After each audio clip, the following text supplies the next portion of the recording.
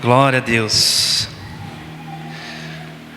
Deus maravilhoso. Amém, igreja? Aleluia. Boa noite, a paz do Senhor. Que bênção, que privilégio estar na casa do Senhor, para a gente compartilhar, dar sequência.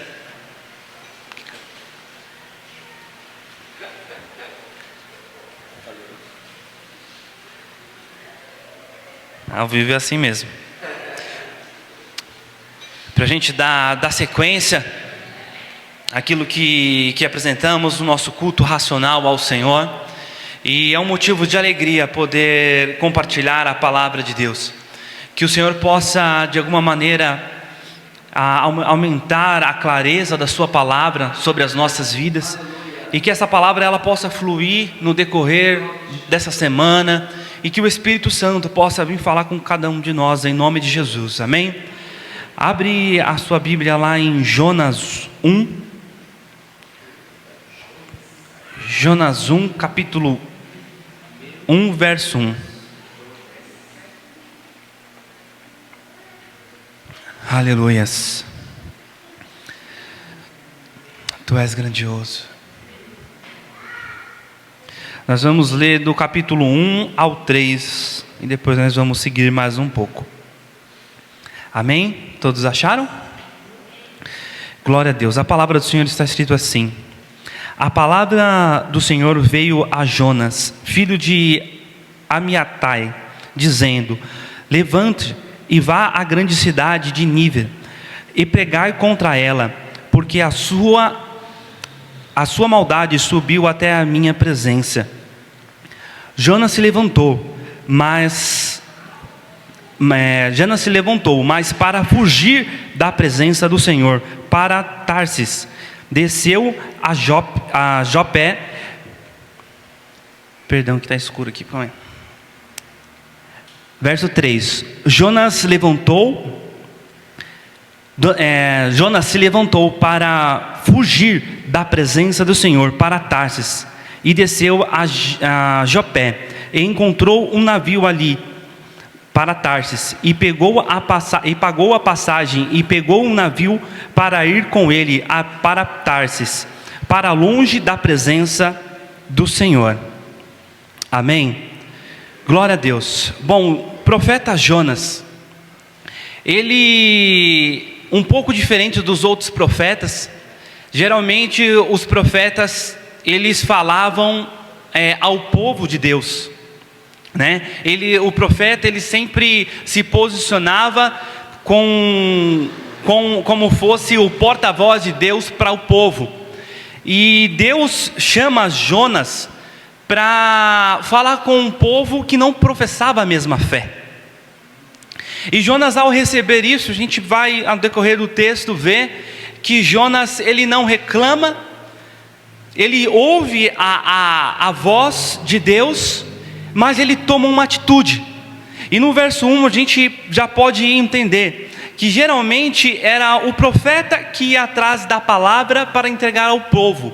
Mas nós acabamos de ler no verso 1 que a palavra do Senhor veio a Jonas. A palavra de Deus foi até o profeta para ser executado algo.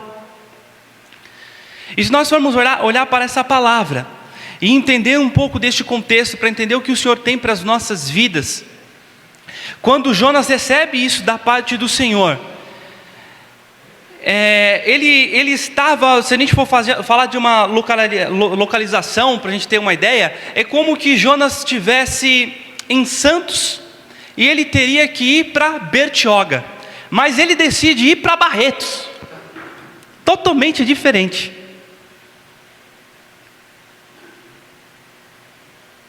Aqui no verso 2, nós podemos compreender que ele está falando assim, tem três coisas que Deus pede: levante, vá para a grande cidade de Nínive e prega contra ela.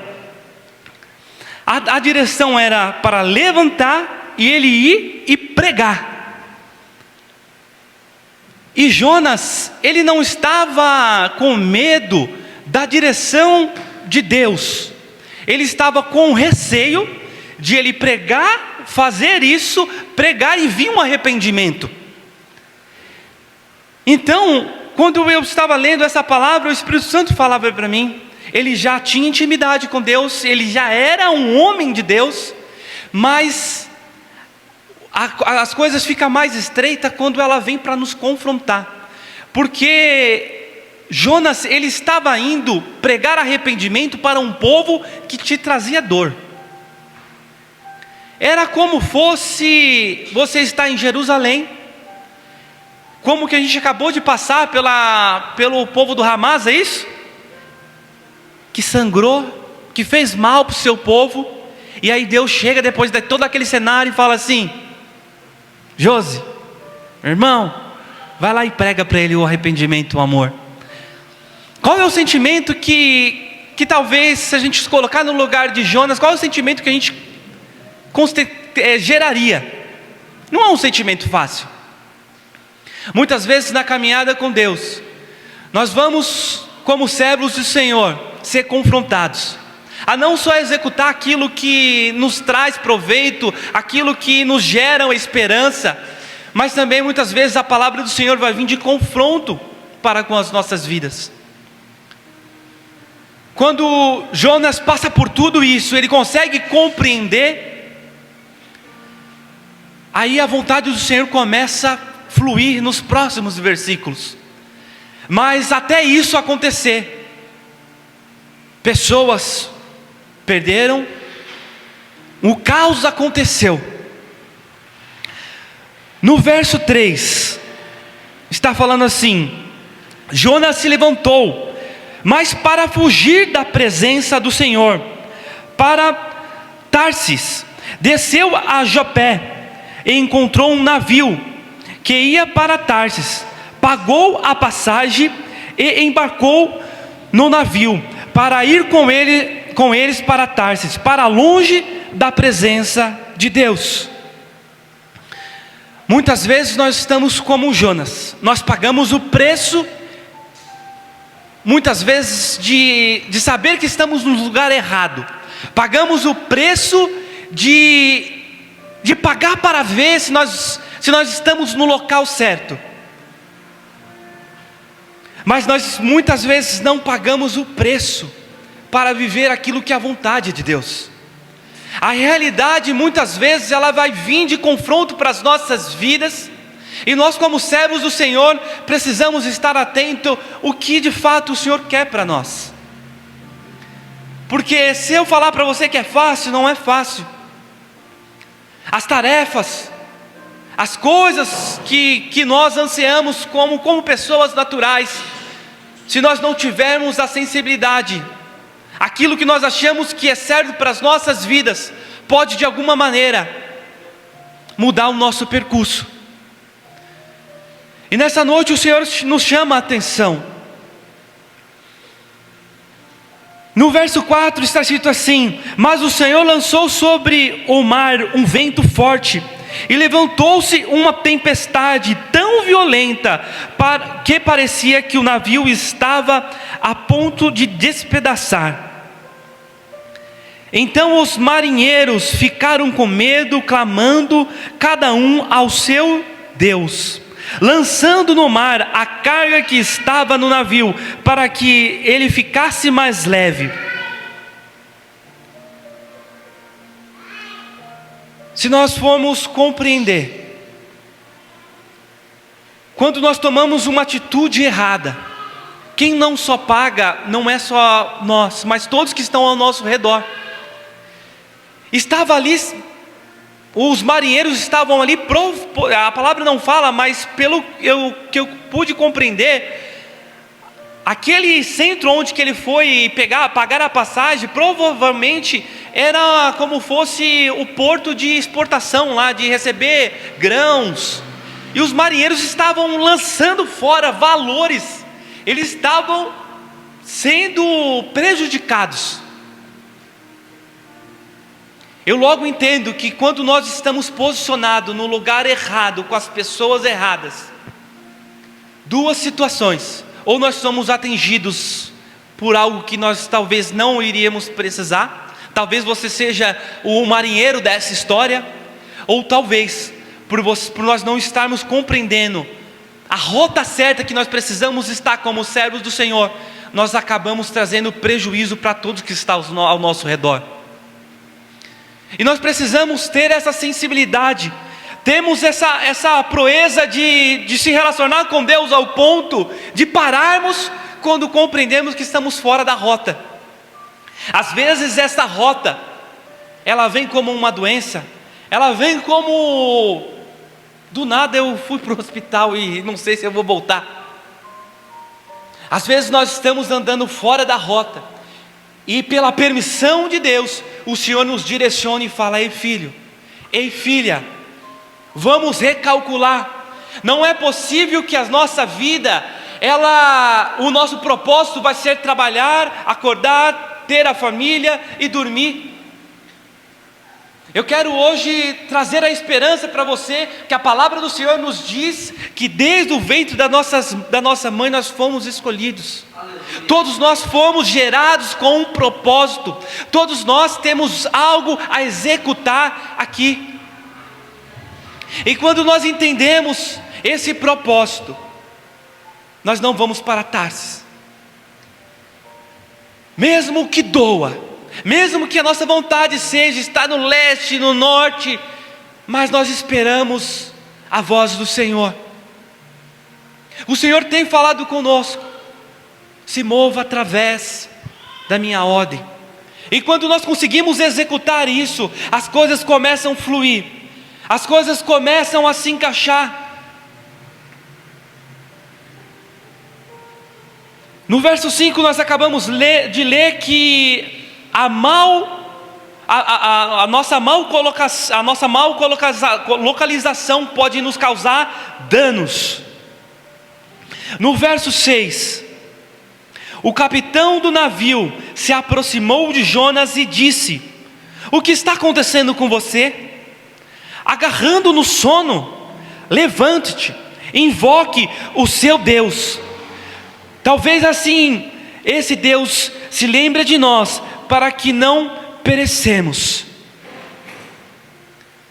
Quando eu lia esse contexto, eu entendia que Jonas talvez era a figura principal do que estava se relatando nesse texto. Mas quando eu tive esse tempo com Deus, na verdade tudo estava em torno de Deus.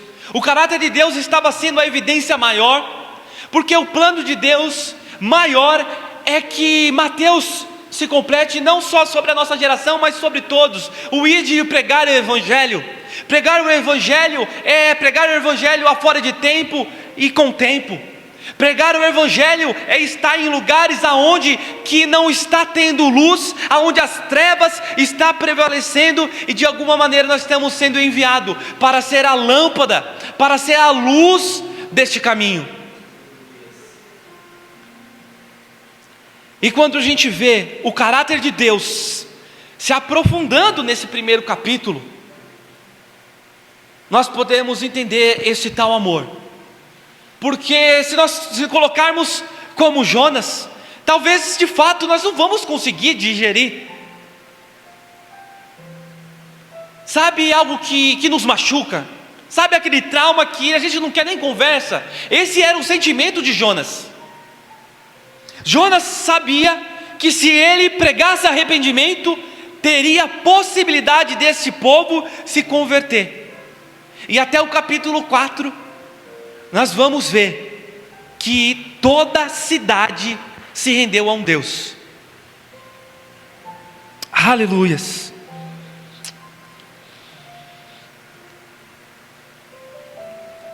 Quando o marinheiro chega para Jonas e contesta a ele: você não está vendo o que está acontecendo?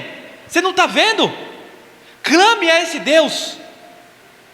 Até as pessoas que não reconheciam o Deus de Israel, eles lá um pouquinho à frente já estavam clamando aos seus deuses. O marinheiro também vai lá e dá uma alfinetada: se realmente esse seu Deus de fato é real, faz alguma coisa.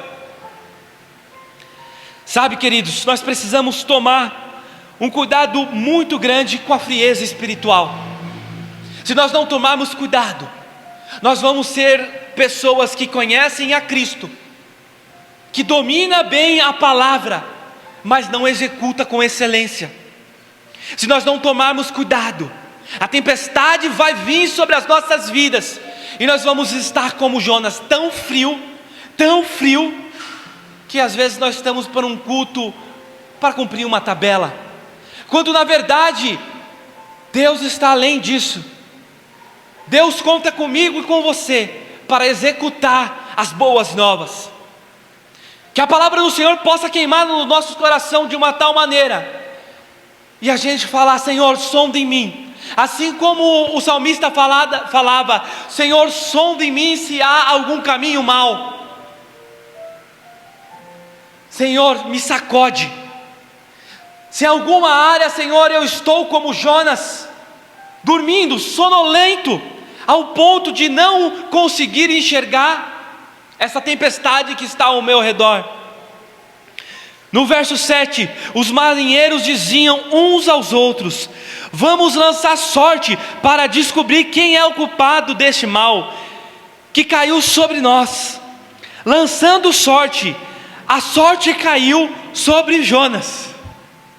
Gente, quando nós experimentamos de Cristo, nem para se esconder nós servimos. Se nós não tomarmos cuidado, nós vamos ter o conhecimento de quem é o Senhor, mas pela frieza espiritual, nós vamos se perder as vozes que pode vir ao nosso respeito. Esses marinheiros, eles tinham essa tradição de lançar a sorte. Se nós formos trazer para os dias de hoje, eles professavam a outros deuses. Se nós não tivermos cuidado, nós vamos estar topando a cabeça em tarôs da vida.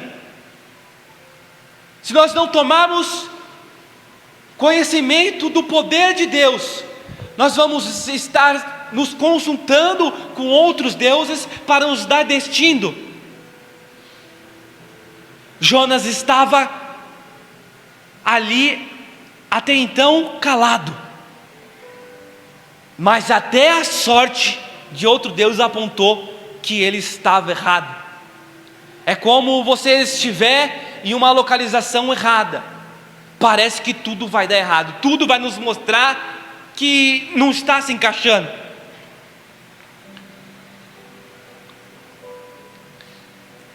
No verso 8, então disse-lhe: agora nos diga quem é o culpado por este mal que nos aconteceu. Isso eles falando para Jonas. Qual é a sua ocupação? De onde você vem? Qual é a terra? E de quem que é este? E de que povo você é? Jonas respondeu: eu sou hebreu, e temo ao Senhor, o Deus do céu, que fez o mar e a terra. Então os homens ficaram com muito medo e lhes perguntaram: o que é isso que você fez? Pois aqueles homens sabiam que Jonas estava fugindo da presença do Senhor, porque ele havia contado. Então lhe perguntaram: o que devemos fazer com você para que o mar se acalme? Disseram isto porque o mar ia se tornando cada vez mais tempestuoso. Jonas respondeu: pegue-me e me lance no mar, então o mar ficará calmo. Já que todos descobriram o que Jonas representava, Jonas falou, ele já sabia que o problema da tempestade era ele, e ele fala para o marinheiro: então me jogue que vai acabar. Talvez Jonas, mais uma vez, ele coloca como uma válvula de escape: se eu cair nesse mar, certamente eu vou morrer, e eu não vou cumprir aquilo que Deus tem para a minha vida.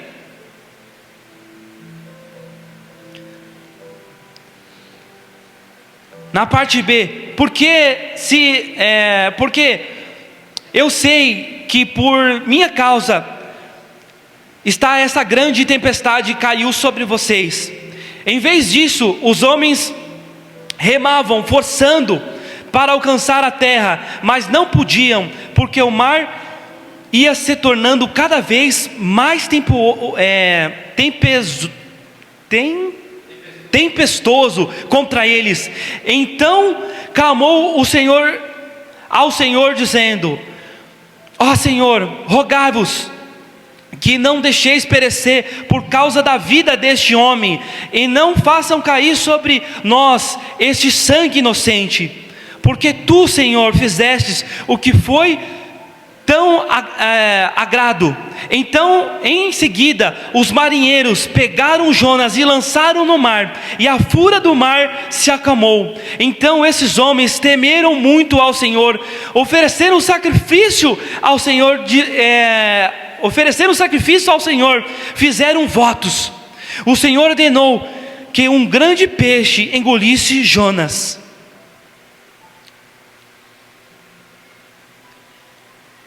Quando Jonas caiu,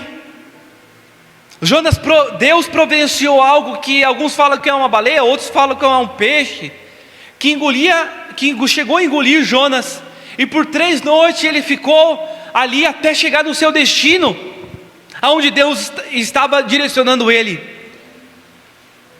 Mas logo que Jonas caiu, a tempestade acalmou.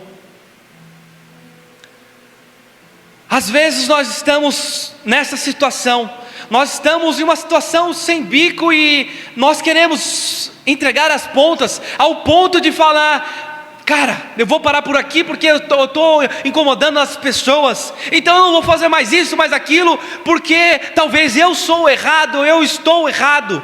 Ou você sabe que você está carregando algo e você decide pular do barco. Mas hoje o Senhor nos fala, e o Senhor hoje nos traz essa clareza, que quando nós estamos para viver algo que vem do Senhor, não basta nós tomarmos uma atitude,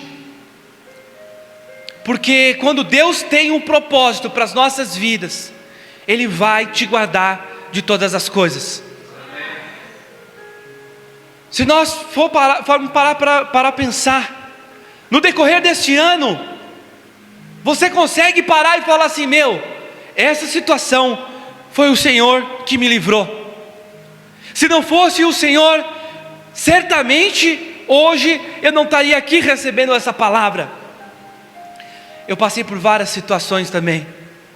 Então nós precisamos nos alegrar, e nessa noite se posicionar à vontade de Deus. E o se posicionar à vontade de Deus é muito mais simples do que a gente pode imaginar. A palavra de Deus nos fala em Mateus: vinde a mim todos que estão cansados e oprimidos. Assim como nós lemos no início, a palavra do Senhor foi a Jonas. Não é nós que vamos a Deus, é o Senhor que nos persegue pelo seu amor. Deus está ansioso só para que você abra a porta e Ele vá até você. E viver em Cristo pode ser muito mais simples do que a gente imagina. Nessa noite o Senhor está nos convidando a se render. Assim como Jonas foi conhecido como uma pessoa que estava em fuga da sua rota, mas nem mesmo assim ele conseguiu. Se nós formos olhar para o mapa, ele estava indo totalmente ao contrário. Estudiosos dizem que estava a quilômetros o seu destino, e ele foi para uma direção que era mais de 4.000 quilômetros. Isso no mar era mais de 1 ano para conseguir chegar. Lá era o destino que era perto da província, que era da Espanha, enfim. Aquela região era conhecida como o fim do mundo. E ele estava fugindo, achando que o Wi-Fi de Cristo não iria encontrar ele. Jonas tinha os seus princípios, ele era um patriota, porque ele acreditava muito na sua terra, ele sempre estava ali, ele via a relação que os profetas tinham sempre para com Deus, e ele não queria pregar o arrependimento para aqueles que eram inimigo deles. Nós vamos ter que, como igreja, aprender a falar do amor de Cristo a todos, sem vaidade. Nós precisamos aprender a amar ao Senhor ao ponto de falar: Senhor, que não seja os meus olhos, mas que seja o seu amor me constrangendo para falar das boas novas, para compartilhar do teu evangelho. E nós vamos finalizar nesta noite louvando ao Senhor. Nós vamos finalizar essa noite se colocando como Jonas e compreendendo que se o Senhor guardou, foi porque o Senhor tinha um propósito. No decorrer dos próximos capítulos, são 4 só, nós vamos ver um Jonas que chega até onde ele precisava estar. Ele é lançado à beira do caminho, e ele entende que não havia outro lugar melhor do que estar na presença do Senhor. Está direcionado aonde que de fato ele tinha como propósito. Mesmo que a nossa caminhada esteja sendo muitas vezes incerta, difícil, que essa noite o Espírito Santo possa trazer ao nosso coração, acender a chama de permanecermos firmes naquilo que Ele está nos colocando como propósito. Eu creio que está chegando o ano que nós vamos nos posicionar como igreja de uma forma diferente. Nós vamos apresentar esse Jesus não só por fatos, mas por evidências claras, que Ele cura, que Ele transforma, que Ele tem um plano bom, perfeito e agradável, e não é para o clube de Cristo. Jesus, Ele está à porta para todos. Nós, como servos do Senhor, precisamos nos posicionar. Nós somos uma igreja que age no profético, então vamos pensar de uma forma diferente.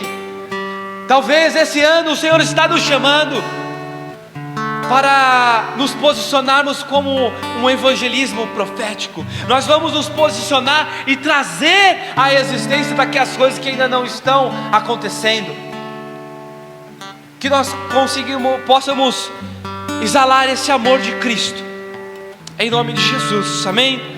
Vamos nos colocar em pé.